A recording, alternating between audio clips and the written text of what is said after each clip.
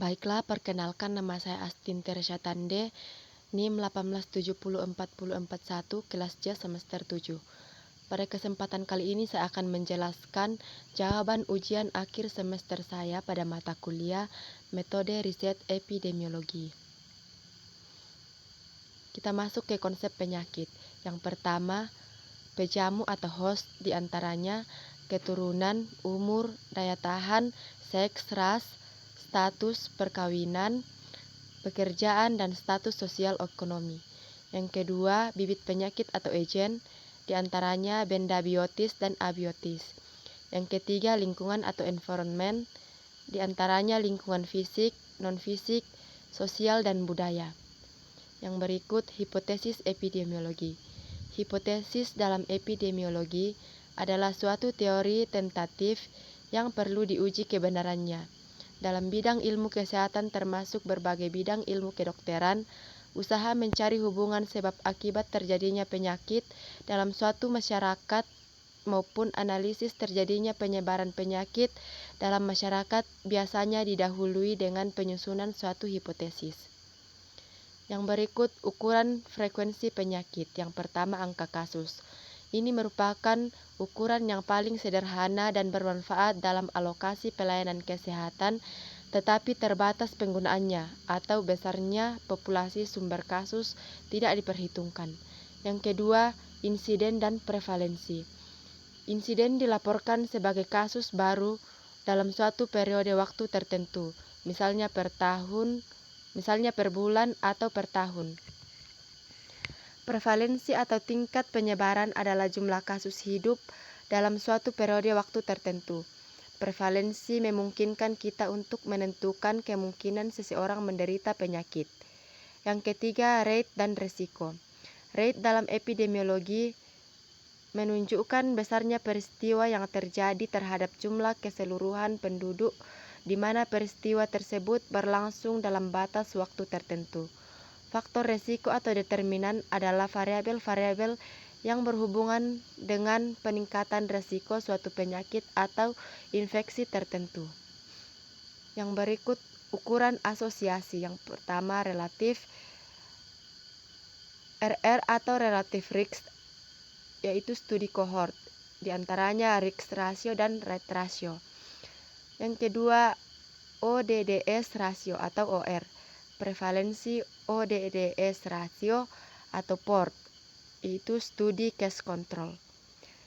Yang ketiga, prevalensi ratio atau PR, yaitu studi cross seksional. Yang berikut, absolut. Yang pertama, RD atau risk difference, yaitu studi kohort.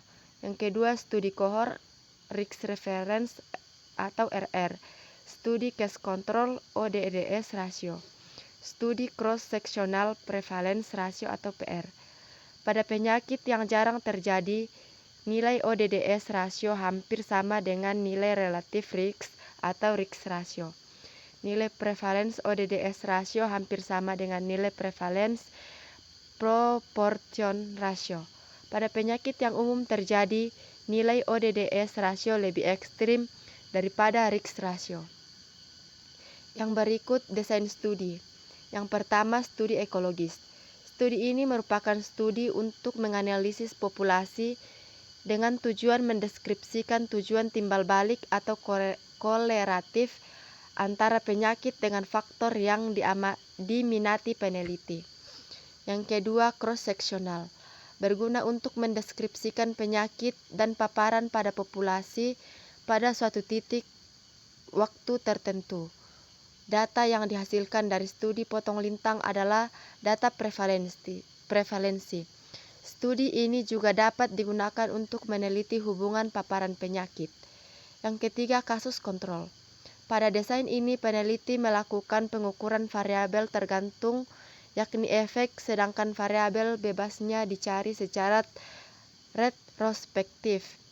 Karena studi kasus kontrol disebut studi longitudinal, artinya subjek tidak hanya diobservasi pada suatu saat, tetapi diikuti selama periode yang ditentukan. Yang keempat, studi kohort. Berlawanan dengan studi kasus kontrol yang dimulai dengan identifikasi efek, pada penelitian kohort yang diidentifikasi terlebih dahulu adalah kasusnya. Kemudian subjek diikuti secara prospektif selama periode tertentu untuk mencari ada tidaknya efek. Yang kelima, studi intervensi atau studi eksperimental. Adalah studi eksperimen membandingkan data dari sekelompok manusia atau objek yang dengan sengaja diberikan tindakan atau intervensi tertentu dengan kelompok lain yang sama, tetapi tidak dilakukan intervensi apapun. Studi ini termasuk penelitian epidemiologi analitik. Yang keenam, community based adalah penelitian yang dilakukan atas sebuah komitmen dari masyarakat untuk memberikan dukungan kekuatan, sumber daya dan juga keterlibatan dalam proses penelitian dalam rangka menghasilkan produk penelitian yang bermanfaat. Yang berikut, bias, pengganggu atau confounding, dan efek modifikasi.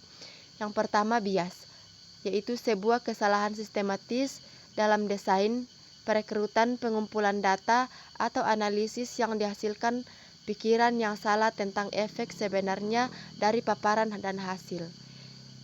Yang kedua, confounding. Studi di mana efek atau hubungan antara paparan dan hasil terdistorsi oleh adanya variabel lain, pembaur positif atau bila pengaitan yang diamati dibiaskan menjauhi nol, dengan pengganggu negatif bila pengaitan yang diamati bias ke arah nol. Keduanya terjadi. Yang ketiga, modifikasi. Efek variabel yang secara berbeda atau positif dan negatif memodifikasi efek yang diamati dari faktor risiko pada suatu penyakit. Kelompok yang berbeda memiliki pemikiran risiko yang berbeda ketika memodifikasi efek hadir. Yang berikut, analisis multivariabel. Yang pertama, logistik. Model statistik yang dalam bentuk dasarnya menggunakan fungsi logistik untuk memodelkan variabel dependen biner. Meskipun ada banyak ekstensi yang lebih kompleks. Yang kedua, Poisson. Bentuk model linear umum dari analisis regresi yang digunakan untuk memodelkan data hitung dan tabel kontingensi. Yang ketiga, regresi binomial. Teknik analisis regresi di mana respon atau sering disebut sebagai Y memiliki distribusi binomial, itu adalah jumlah keberhasilan dalam penilaian N merupakan percobaan Bernoulli independen, di mana setiap percobaan memiliki probabilitas keberhasilan P. Yang berikut, ukuran dan kekuatan sampel dalam studi epidemiologi. Yang pertama, ukuran penyakit, kuantifikasi kejadian penyakit, hitungan individu yang terinfeksi, yang sakit, dan yang meninggal. Menggunakan kata-kata biasanya, kadang-kadang, jarang. Kesepakatan kecil tentang arti umumnya yang digunakan kata-kata untuk frekuensi. Yang kedua, pemilihan sampel, syarat mutlak yang harus dipenuhi dalam pemilihan sampel adalah representatif atau mewakili populasi. Yang berikut, topik kasus, pencegahan dan penyaringan atau screening, epidemiologi molekuler, variasi geografis dalam terjadinya penyakit, kesenjangan kesehatan. Yang pertama, pencegahan dan penyaringan atau screening. Pencegahan yaitu pengambilan tindakan terdahulu sebelum kejadian. Penyaringan atau screening yaitu upaya untuk menemukan penderita penyakit tanpa gejala dalam suatu masyarakat tertentu melalui suatu pemeriksaan. Yang kedua, epidemiologi molekuler merupakan cabang epidemiologi yang mempelajari kontribusi faktor risiko genetik dan lingkungan yang diidentifikasi pada level molekuler dan biokimia terhadap etiologi, distribusi, dan pengendalian penyakit pada keluarga-keluarga dan populasi-populasi. Yang ketiga, variasi geografis adalah bidang penelitian yang menggabungkan teknik geografis ke dalam analisis kesehatan dan juga penyebaran penyakit. Yang keempat, kesenjangan kesehatan adalah catatan dalam hasil kesehatan atau akses kesehatan di antara populasi yang berbeda. Terima kasih.